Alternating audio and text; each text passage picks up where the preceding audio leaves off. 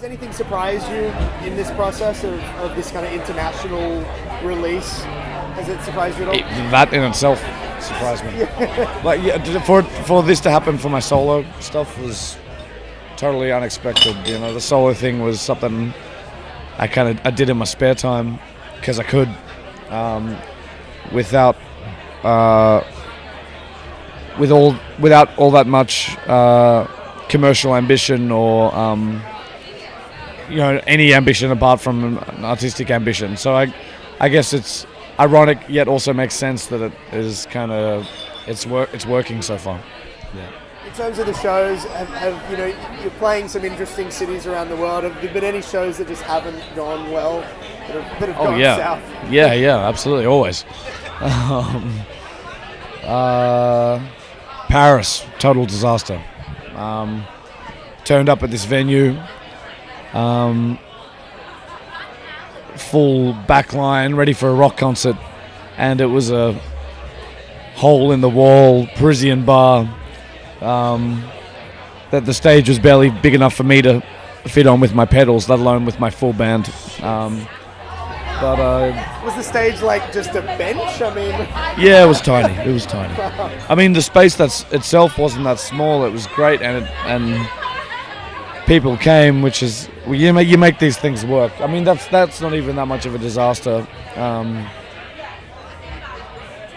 Something goes wrong at every show, but that's part of the drama and the challenge of it.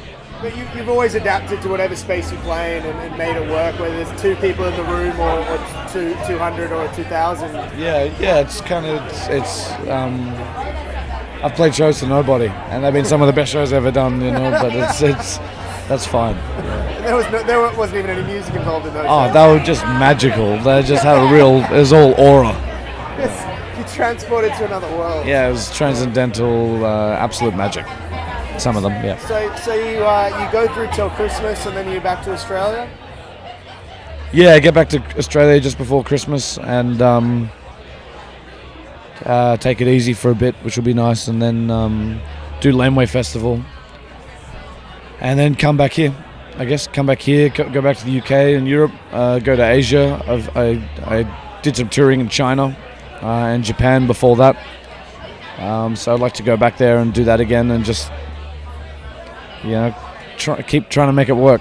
I'd love to. That's the hard thing too. I mean, it's like that idea that you've got to keep appearing, so in these territories. Yeah, I mean, I feel like I built up a really small and but very very flattering following in Australia just by touring, just by playing so many shows, and it's no different here or anywhere else. You can kind of go places and connect with people, especially when maybe the album on its own is a bit of a mystery, or it leaves a lot of question marks. So you can, I find it I can express where I'm coming from in the flesh a bit more effortlessly, and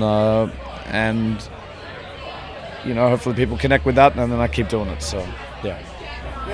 The album and the associated videos and multimedia that's been with it. There's been so many accolades, especially in Australia, the FBI Sawyer Awards. Yep. and things like that. I mean, do you take that on? I mean, is that? It's nice. These things are always pretty hilarious to me because I feel like I've operated outside of these things a bit, and to be frank, yeah, the support I get back home is amazing. So I look forward to go back and to do Laneway Festival and even just to do the Aussie BBQ here tonight. While my heart now is really intent on trying to make it work overseas, I want to keep going back and would hate to neglect the people that have given me a lot of support back home. So.